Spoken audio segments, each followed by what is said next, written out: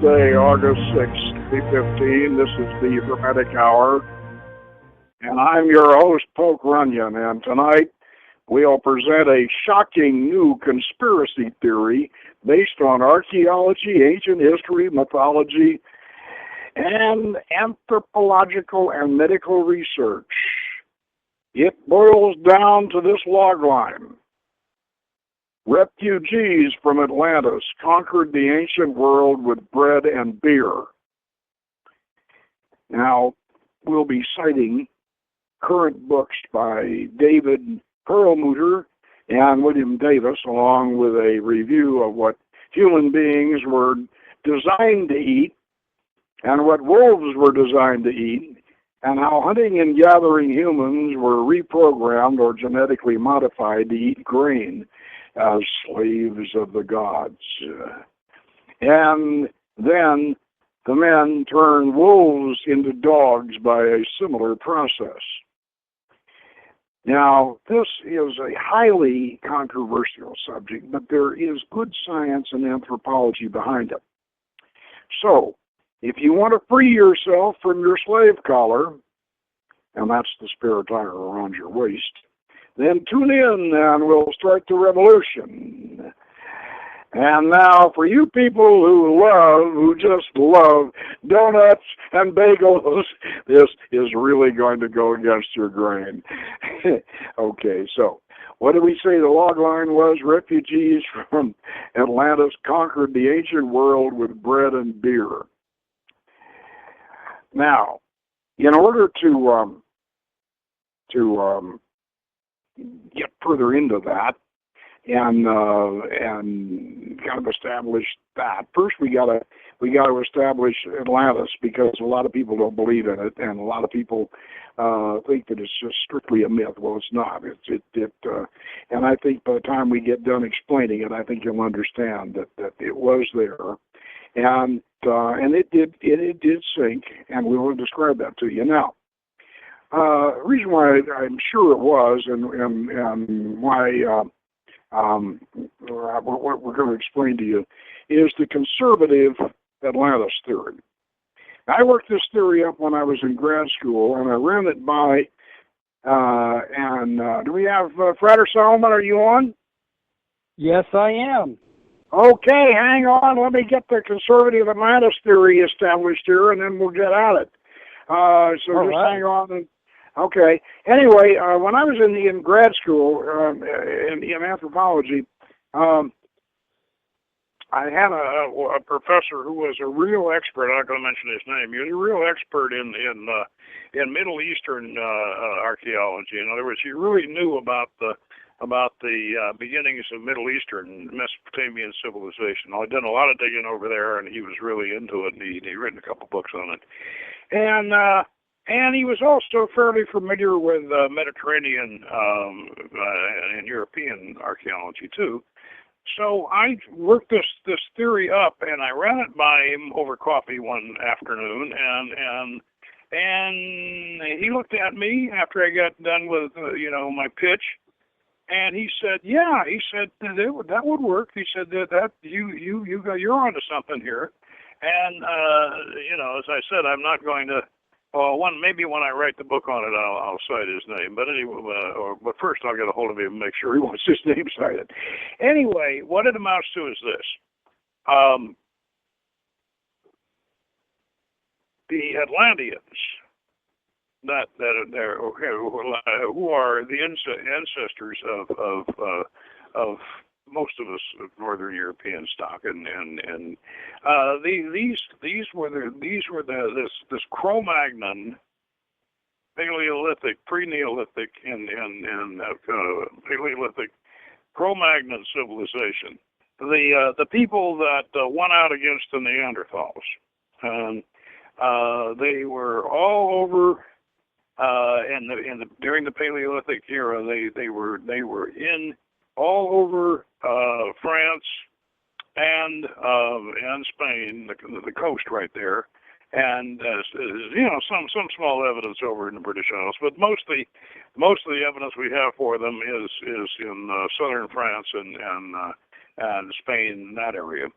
And curiously enough, we had a lot of Atlantean evidence there too. But what we're getting down, what I'm pointing out here though is that these people finally evolved to the point where they were building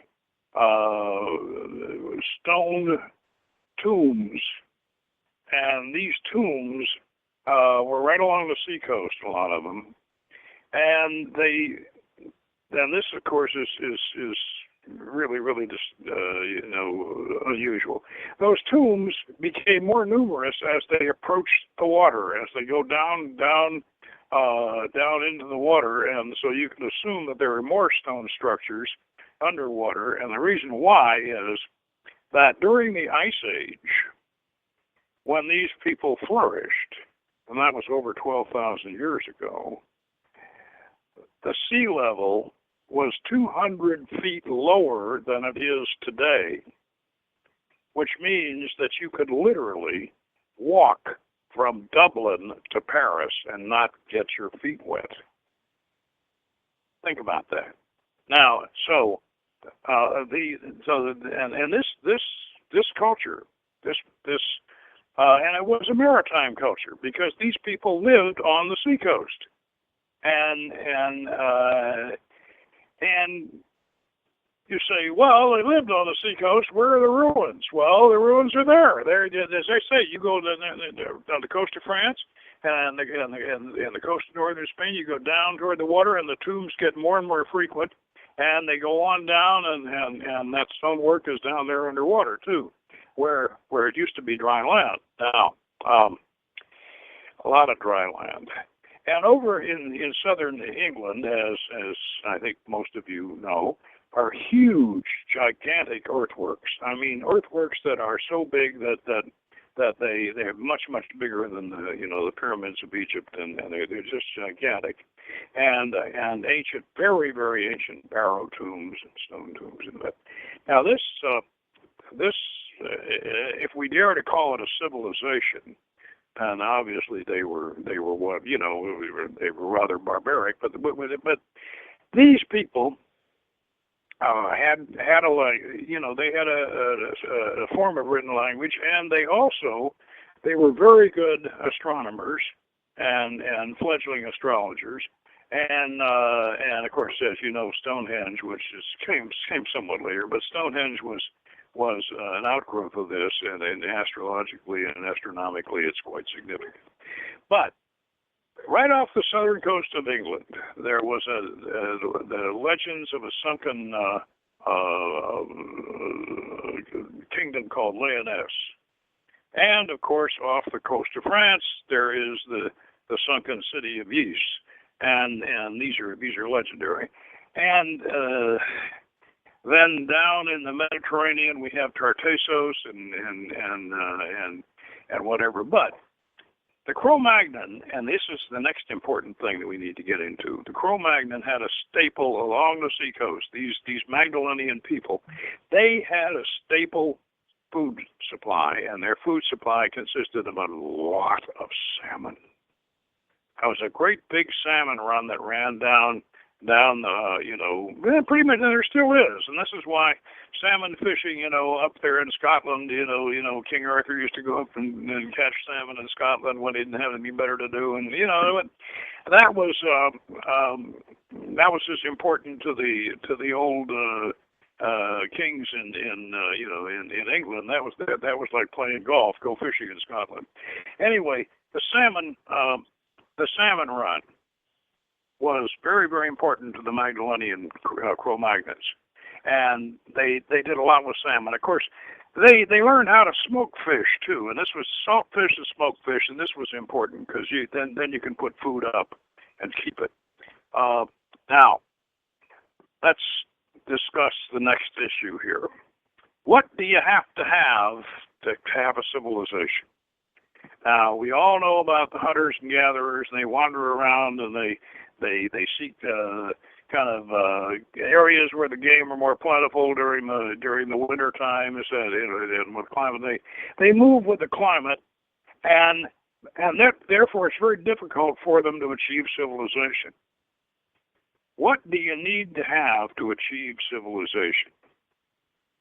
Well, you don't need agriculture, and what you need is a steady food supply at a single point. Now that is the key to it. And what was the steady food supply at a single point for the original Atlanteans? Salmon, the food of the wise. Now, and some people say they weren't all that wise. Plato thought they were kind of arrogant and whatever, but they certainly were wise enough to build a huge complex, and a huge city. But anyway, the steady food supply. Now we have several anthropological examples of that in the fairly modern world, and even the ancient world. The Northwest Coast Indians in the United States, the Tlingits and the totem pole builders, up on the Northwest Coast.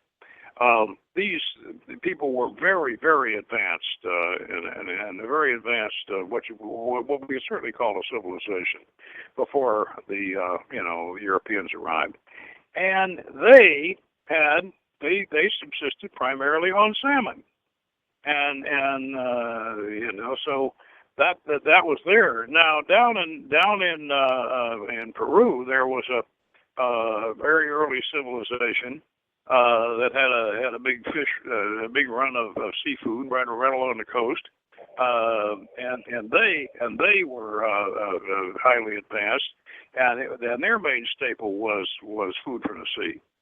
So, and all archaeologists who studied this area, and they all know that during the Ice Age, when the sea level was down 200 feet lower, there was what we call a maritime culture. These people were sailors.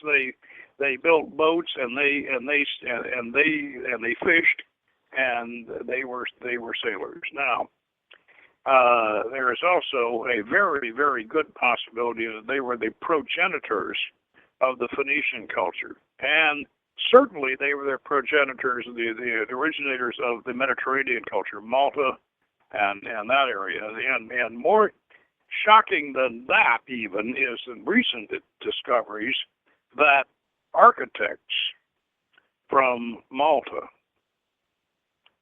were probably responsible for building, at least supervising, laying out the plans and supervising the Great Pyramids of Egypt.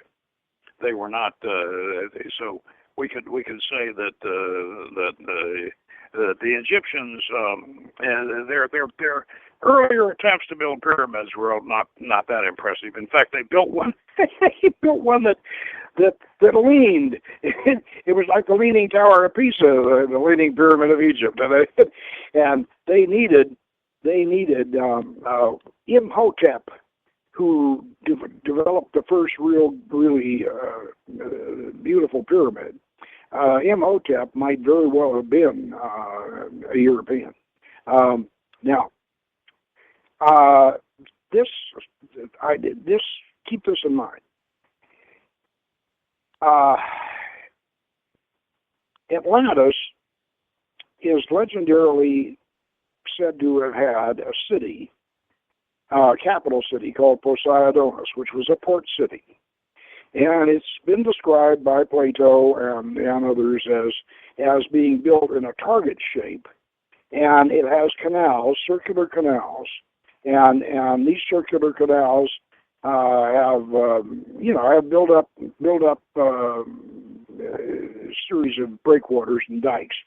And now this city, which by the way was replicated later in Carthage and other Phoenician cities built along the same plan, and cities over in Spain like Tartessos and a couple of cities on the Atlantic Spanish coast were built along the same plan. Now, what happened? And this is according to my theory here, which my friend Tony went along with, or said was very possible. That the Ice Age started to come to an end, just like, our sea level's rising right now, and this started to rise on them. But they didn't know what it was. They weren't aware that the ice was melting. They didn't understand that, and so they kept, as the sea level kept rising, they kept building their dikes higher and higher. Yeah, it's just a natural thing to do, So we got to build them higher because the sea's coming over them. Every time we have a storm, we're ending up getting districts of the city flooded and all that. So they kept building the dikes higher and higher around Poseidonis, which was their capital city. And this continued and continued and continued, and you're building it higher and higher and higher every year, until finally they had one great big storm. They had a big, a big mega storm, and which we're familiar with now. Now our climate's changing. We're having the same thing. Our sea level's rising and climate's changing. So we're kind of familiar with this catastrophic weather. Well, they had one, and Atlantis flooded. And before, and some of them got away and some of them didn't. And they had outposts around the Mediterranean by that time, and in Africa. Diodorus confirms that. And so the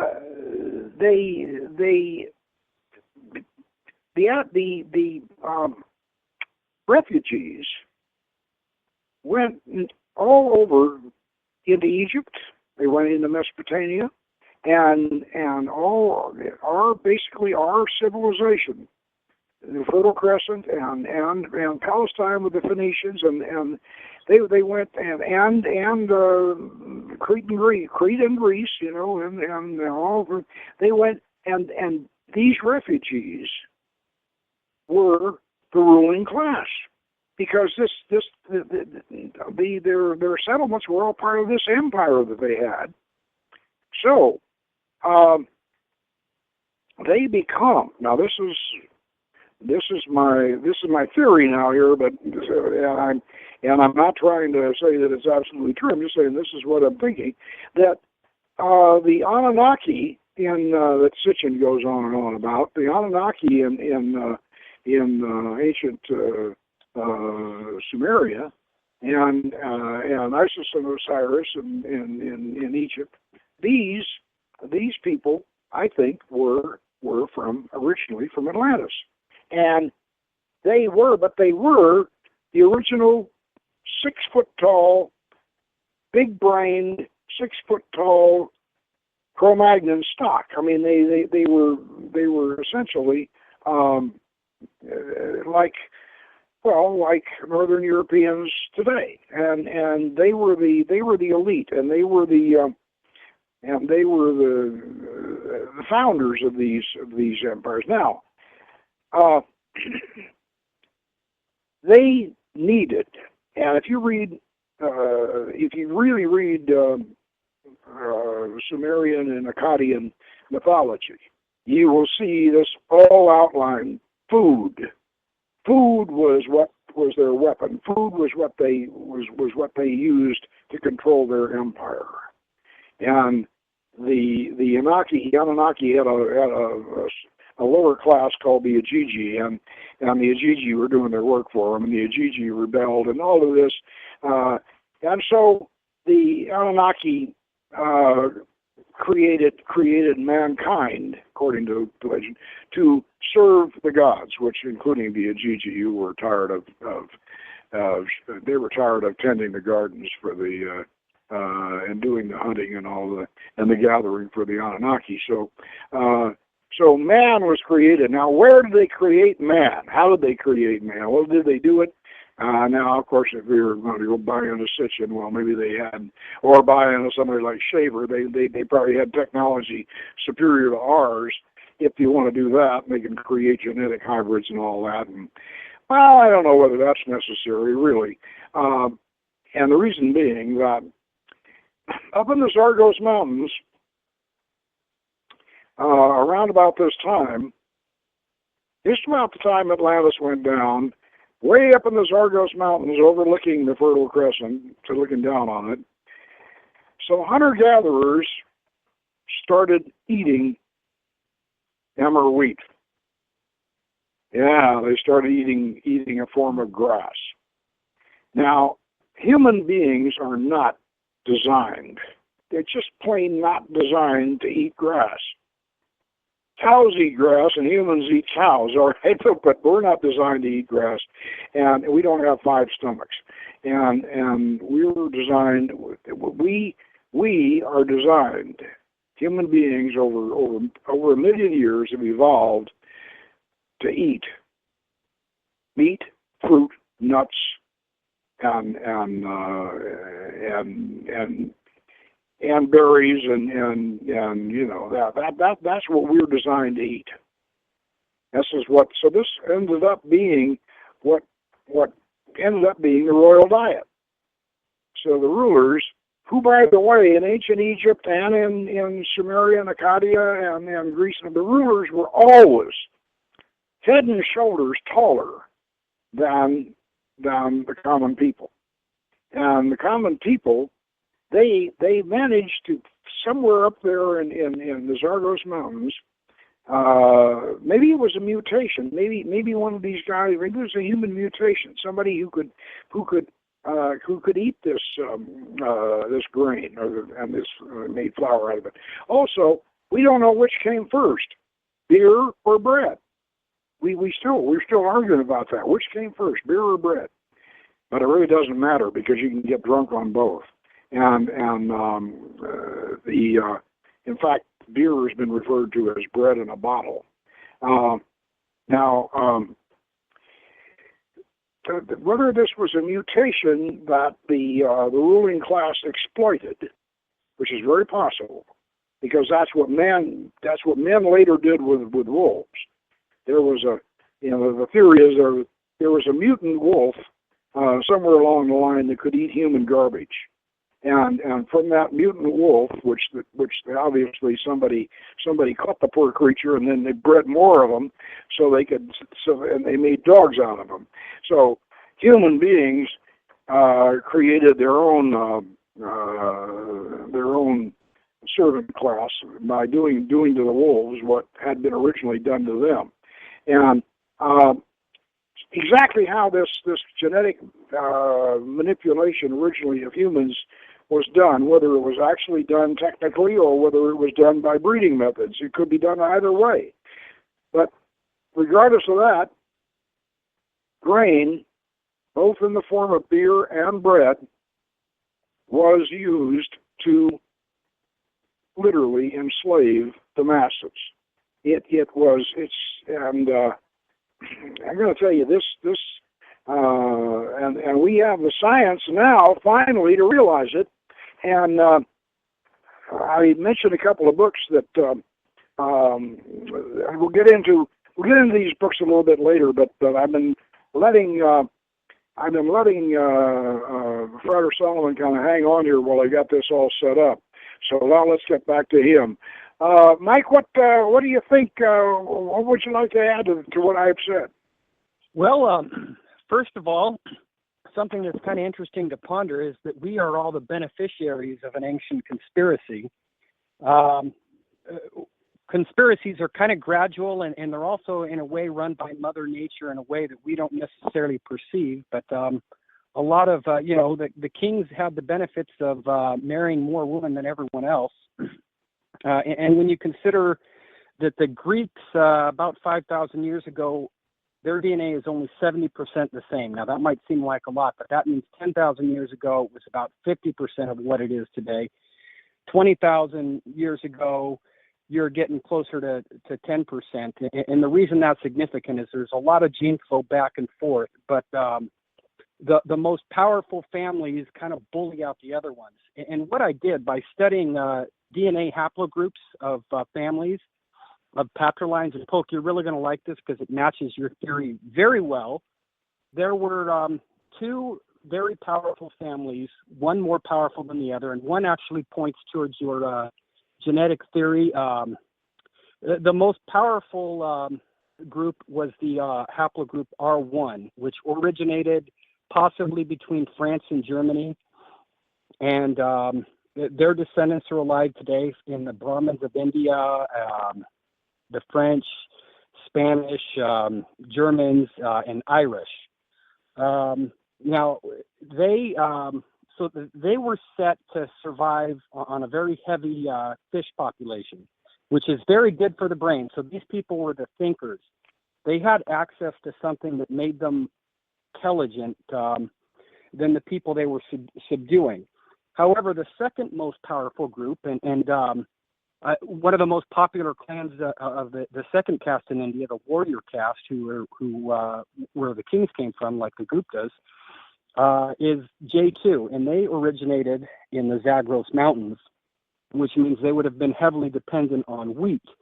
The good thing about wheat is a diet for the warrior caste is they can burn it off, and also they're not going to be using their brains to manipulate and guide society like the R1 classes, like the Brahmins were able to pretty much dictate how everyone else would rule. They had the priesthood, and so you had this fish-eating clan that was able to dominate a large portion of the world, and then they were able to use a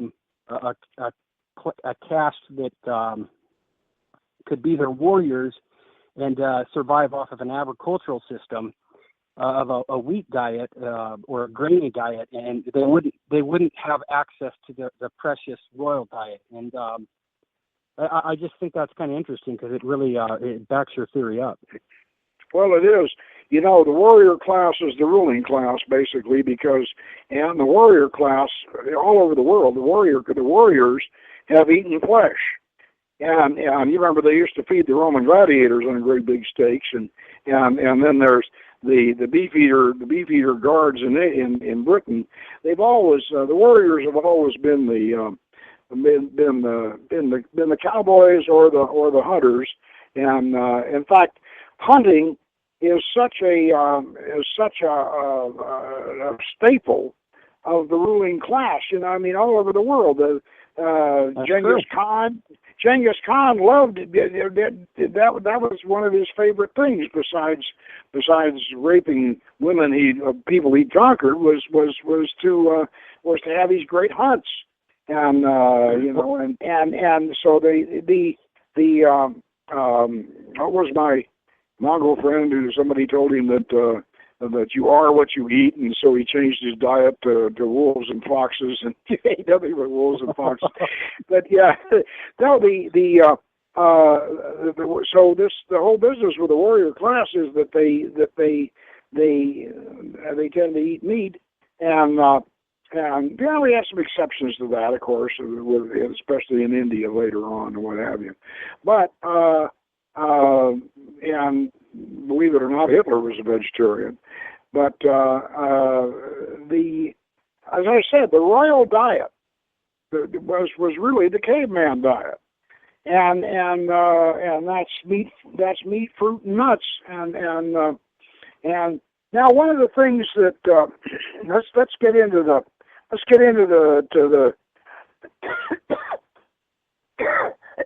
excuse me. Let's get into the science behind this right now.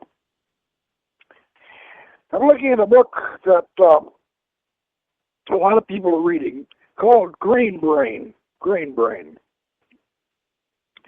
You know, this is by David Perlmutter, and he's also the author of the Better Brain book. And then he has a friend who's the guy that wrote the book about the wheat belly, and that's William Davis. And William Davis wrote the book about lose the wheat and lose the weight, and call it the Wheat Belly book. And then he's got a sequel to it where he's going beyond just wheat, because Davis thought, and so did Perlmutter, they all thought to begin with that gluten that's only found in wheat. That gluten was the main culprit, and in all of this. And then they began to realize, the more research they did, they began to realize it was all cereal grains, all of them are bad for the brain, and they're kind of toxic for the body. And so Davis now he came out with Grain-Free Cure, the delicious 4-week step-down plan to easily eliminate grains and lose weight, reverse disease, and get healthy for life. There's that one. But actually, David Perlmutter's Grain Brain has got more science. Perlmutter is these guys scratch each other's backs, but Perlmutter he's the scientist. And but I got to warn you, he's also a homeopathic. He's one of these homeopathic guys, and so you know what that's going to be probably used to try to discredit him. Oh well, those guys are weird. They believe you take an eyedropper full of something, and that's just as good as the whole dose. So homeopathic medicine has got a bad rap these days, but. There's no you don't get any reading the book, you don't get any homeopathic theory in here, so that's something he doesn't fall back on, at least it isn't obvious. But he's establishing something that I've been convinced of a long time, and that's that carbohydrates are basically toxic. They put weight on you, and they alter your consciousness. They're just not good. And in fact, for years and years, I managed to keep my weight under control with the so-called Atkins diet. I finally got to the point where the Atkins diet, when I hit 50, the Atkins diet didn't work anymore. It started, and I think there are reasons for that. But basically, so what David Perlmutter is pretty much, he's not citing the Atkins diet, but that's pretty much what he's recommending. He's recommending basically it's a ketose. It's stay in ketosis is what he's saying. Is ketosis is when you're actually you're burning off the fat. And you can test it every morning and tell. And ketosis, by the way, is a ketosis diet. Non-ketosis diet is specific for epilepsy.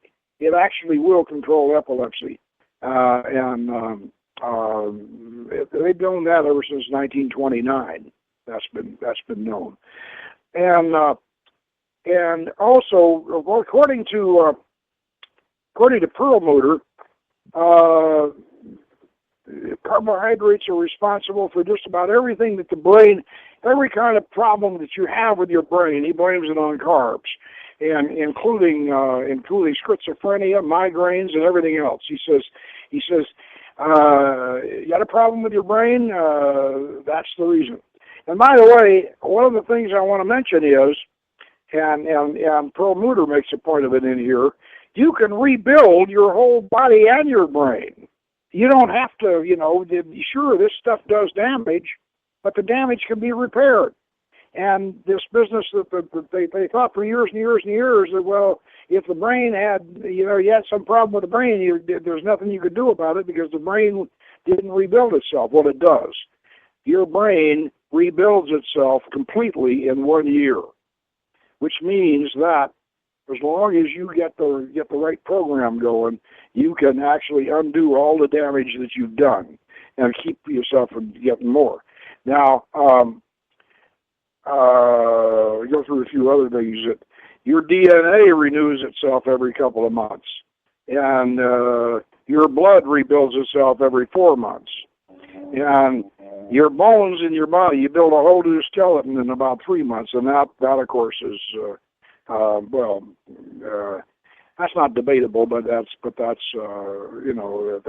are conditions on this. You rebuild, but unfortunately, unless you really take some drastic measures, you're going to rebuild on the same plan, and that's the problem. Okay, I just wanted to get into the science a little bit. Have you got any thoughts on that, Brother Solomon? Well, I will say this: by cutting grains out of my diet, just as a proof, I was a little bit heavy a year ago. I was about 40 pounds heavier than I was now, and I got 30 of those pounds off just by cutting out grains. So that really is a killer, and it's our inheritance, because we all come from that class of people who were working under the kings, even though there's always a mixture. But we've all got that. You give up bread for a week, I guarantee you are going to get one of the worst stomach aches you've ever had. You're going to get this huge craving. You're going to think, boy, I've got to have that bread. I've got to have that rice. I've got to have that corn and potatoes. But after you give it up for a couple weeks, you start going back to, you start activating that portion of your DNA that did descend from ancient royalty. And then you can get used to a healthier diet where you're subsisting on healthier vegetables. And salmon, if you eat meat, I can't recommend salmon enough. It's just a really good brain food. Well, I think that the meat situation now, quite frankly, Perlmutter is not into the vegan thing. I am, but he isn't, and one of the things, however, one of the reasons why the royal diet was better for us back in those days when, before we started modifying food and before we started ruining our soil and ruining, and all these preservatives and all this stuff that we do. In those days, the old days, beef and wild game, of course, originally was much better for you than any kind of farm raised beef, actually, and fish, and that's one of the reasons why fish are, because fish, with the exception of the mercury and that stuff like that, fish are still, except for, I got to warn you again, we pitch salmon, the food of the wise and all that, and the staple of Atlantis and all that, but watch out, because farm-grown salmon, don't buy it. Any salmon that's raised on a farm, don't buy it. Don't eat it. And the reason is that they feed those fish in those pools, they feed them chicken manure. And don't ask me what they feed the chickens, but they feed them chicken manure, and then as a result, they have to color the meat, the salmon meat, pink. And it'll say, a lot of times in an honest butcher shop, they will say that this has been artificially colored, or they'll tell you that. But don't buy any salmon unless it says wild caught on it. And the same thing applies, but as far as beef is concerned, I don't eat beef anymore. But if you're going to eat beef, get free range beef. Don't get this corn-fed stuff, because God knows you don't know what they're feeding them. Plus all of the other additives and everything else. And so natural food, also too, vegetables. You try as hard as you can to stay organic, because at least you have a chance there that the soil they're growing the vegetables in is cared for better and rotated better. Somebody said the other night that the soil back east has not been overworked and polluted as much as the soil out here in California and out here in our area. That's probably true. But our food, the food that we eat today, even the healthy food, the food that we eat today, is nowhere near as good for us as the food that we ate 50 to 60 years ago. It's stuff, because what you grow is it comes out of the soil, and what you do with the soil when you're fertilizing and everything, that's what you're eating. And you are what you eat. And anyway, I see here. Look at the abstract and see if there's something I may have missed here. Oh yeah, let's talk about the dogs, the wolves and the dogs for a minute. It's recently been established that behind every dog is a wolf somewhere, way back. And the theory is that wolves, of course, were originally, they could only eat meat. That's all. And today is the same way. You got a wolf out in the woods, if you can find one, and all they can eat is meat. And their stomachs are just not suited for anything else. Well, way back after human beings got modified or bred so they could eat carbohydrates, and whichever way it was done, either we were bred like stock or we were modified in the laboratory or whatever, where we could eat carbohydrates. The wolves, some starving wolf had gone through some kind of a mutation where he could actually eat human garbage. And that wolf, ended up getting caught, and he became the first dog.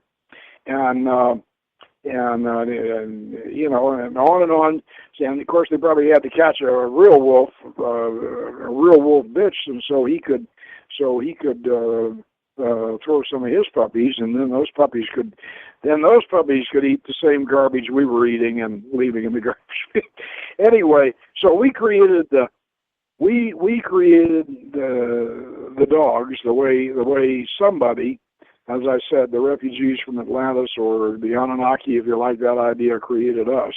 And the Cro-Magnons, the neat thing about the Cro-Magnons, Poke, is they actually, we have a lot of old sites where we'd proven that the Cro-Magnons were interacting with wolves and basically almost joining tribes with them. You had a group of wolves, a pack of wolves that was united with a small tribelet, a pack of humans. So they actually trained each other. And the reason the wolves were able to, the wolves and human or Cro-Magnons were able to beat the Neanderthals. Neanderthals actually had a bigger brain than the Cro-Magnons. But they did not have a body. But their body, though, was not built. I think that Neanderthals might have been the Ajiji that you're talking about, because they had a bigger brain. They would have been more likely to, not listen to a royal group that was trying to dominate them because they had enough brain power, but they did not have the physique that was necessary to hunt as effectively. The only way a Neanderthal's quarters, the reason the wolves could have such a benefit from the Cro-Magnon is because the Cro-Magnon could throw a spear. That meant that a Cro-Magnon could live longer because that spear would kill its target without the Cro-Magnon being wounded in the process. Whenever a Neanderthal fought, very strong, stronger than the Cro-Magnon, but they would always get kicked and beaten by whatever they were subduing. Let me correct you a little bit here. The Cro-Magnon manufactured spearheads. They had factories where they manufactured them, and they shaped a matrix rock, and then they knew how to hit it and knock off spear points. And then they had a device which was still used by the Australian Abos. They had a device called an atlatl, which was a spear thrower, and this thing was the first. It was like an RPG. I mean, it launched the spear and gave it tremendous force. And that's how they when they went to war they were just about as modern as they could get with the stuff that they had to do. They had to do it with, and so they were the warrior class. It's possible, though, you're right that the Ajiji could have been. You think they could have been the Neanderthal? I think so. It makes sense because 50,000 years ago, we still had Neanderthals running around when Atlantis was just budding. And Atlantis, and we still have Neanderthal DNA. The funny thing is that all the Neanderthal lines have been knocked out of existence, but 10% of Pacific Islanders have about 10% of their DNA in Melanesia is still Neanderthal DNA. So that was the only outpost where they survived. Well, I met a I met a Neanderthal once, and I mean, he had the occipital bun, the brow ridge, the whole business, and he had a PhD. Yeah, very well built, tough people, and super intelligent. Yeah. They did not have the hand to use weapons like the Cro-Magnons did. Yeah. Now, one thing that you mentioned about the Cro-Magnons and the wolves, I think that there's we learned the Cro-Magnons they did apparently they were the makers. They were the ones who eventually domesticated the mutant wolves, or the whatever, but they learned. I think the Cro-Magnons, especially up in Central Asia, they learned how to hunt from the wolves. The wolves taught them, because the wolves are the greatest, group hunters and group hunting techniques, and we learned that from the wolves, and we in turn use that. We use that on the football field. We use those squad tactics and everything else. Is basically wolf battle drill, I guess you might call it. So when we turned those wolves into dogs, it's kind of a nasty thing. I mean, that we did to them. And now, by the way, as you may know, there's a movement among the dog food, and that the dog food people are picking up on. And I don't know whether the dogs are behind it or not, but there's this business of feed your dog like a wolf. Yeah. And so there's a lot more meat going into dog food these days. And in fact, Sandria just told me that she's buying raw meat for little Joey, and he's our little miniature Doberman Pinscher, and he loves it. So maybe we're going to turn the dogs back into what they originally were. The idea that this was a conspiracy really does kind of resonate in a way, though, because when you think that these people eating bread, and sometimes nothing else but bread, and a few years ago, I don't know about now, but they said a treat for an Egyptian peasant, a real treat, was a couple of pieces of pita bread with a piece of cornbread in between, and that was a sandwich, and they loved it. I mean, this is, human beings, this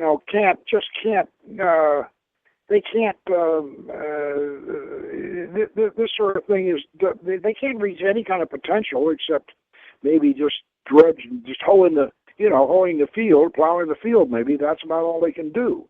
And when I was in the Army, I had a girlfriend, a colonel's daughter, who was a psychiatric nurse.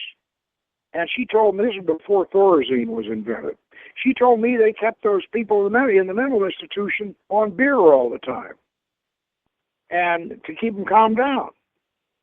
And then I remembered that when I was a freshman in college, I tried to see how much beer I could drink every night, and I got to the point where I couldn't even complete a sentence. And then I finally got myself dried out, and now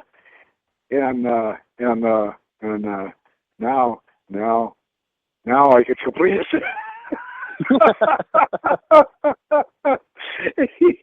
And it took about a month to grow some new brain cells. God, so it really the bread and the beer, that's the food of the slaves, and so we cut it out and cut it out and lose the weight and get back to being a ruling class. And well, you make a good point, because the warrior ancestors who they were the ones who were able to hoard all the meat, even though Zagros Mountains that you about earlier today. That was the origin of grain harvesting, and it was also an origin of domestication of things like goats and sheep, and that's important because that we know that the wealthier people, they were the ones who controlled the meat, and so they were the ones who had access to that, where they forced basically. You just had a huge group of people who learned how to eke by and survive off of carbohydrates, off of grains, and it really supports your theory. Yep, and now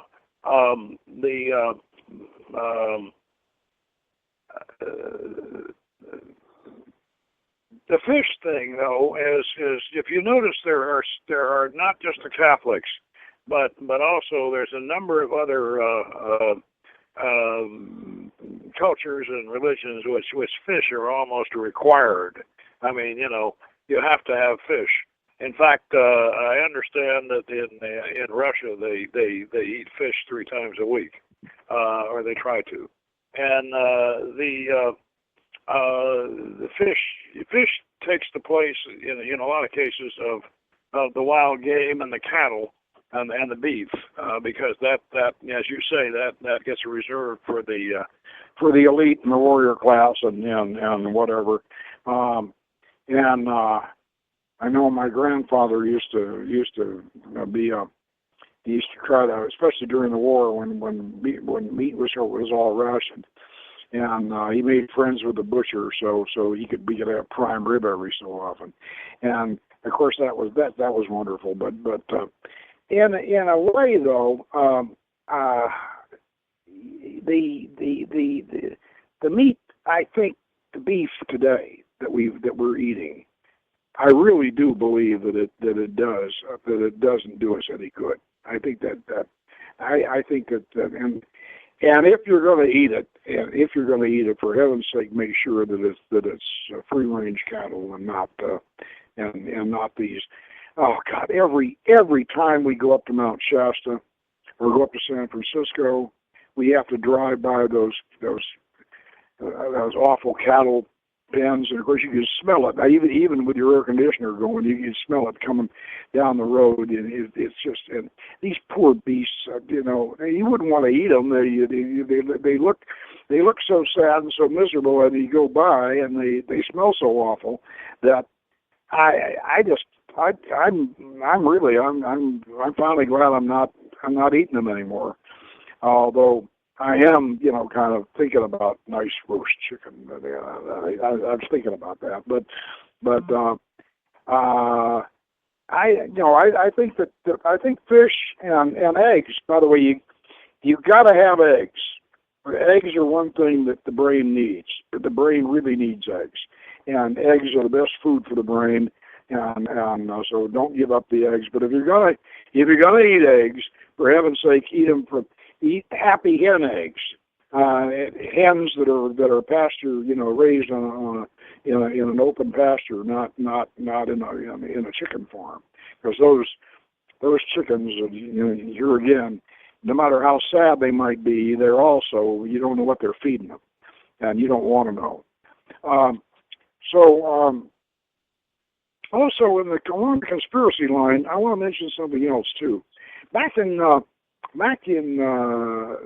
right after World War One, or maybe right before World War One, I don't know exactly when, but the Habsburg, Austria-Hungary, they initiated a worldwide standard for food, a worldwide food standard in Europe, and this was initiated for international commerce. So people would meet this international standard. You know what the food is, what's in it, how it was, something about its origin and everything else. And this index was created. Well, America has inherited this, and our agriculture department has been in charge of it now for the past, ever since World War II. We've been in charge of it, and a lot of this GMO and genetically modified stuff is approved in that index because we make it so. The Monsanto and the rest of the big corporations that do this sort of stuff. Also, too, I might mention that commodities, wheat, all the wheat on the commodities market in this country is all controlled by three families. Three families control all the wheat and all the wheat trade completely. So our food is manipulated, and that goes right along with. So I don't think, frankly, even though I think that Perlmutter and Davis, more power to them, and they're not calling this thing the ancient conspiracy like I am, but they're ringing the bell and saying stay away from grain, and I frankly I think because of the powers aligned against them, I don't think they're going to be successful with getting too many people to go along with this, which is kind of unfortunate, because I really honestly believe that if you do get rid of the grains, and one more thing, the only non-grain bread that I've found is made by the good old Julian Bakery down in Oceanside. Used to be in Julian, and it's called paleo bread. It's made with almond it's made with almond and coconut flour. Well, it doesn't taste too bad, but it's too wet. You have to keep it in the refrigerator. It's too damp. So what I'm going to do when I get home, Zandri and I found a nice humidifier unit on Amazon for about $40, and a nice dehydration unit.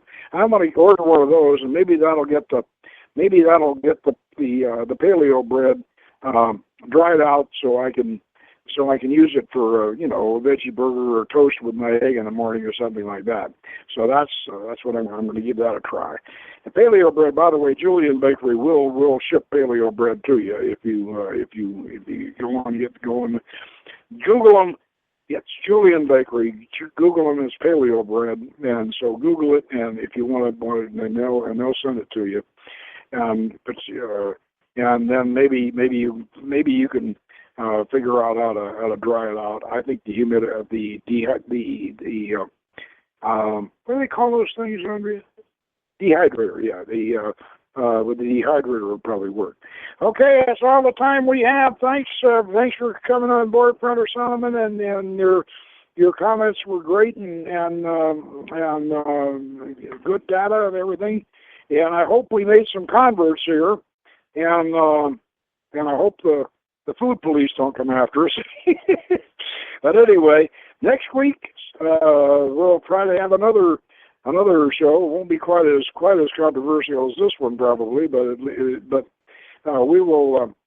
we'll be back with something interesting along the line of Hermetic magic. And until then, good magic.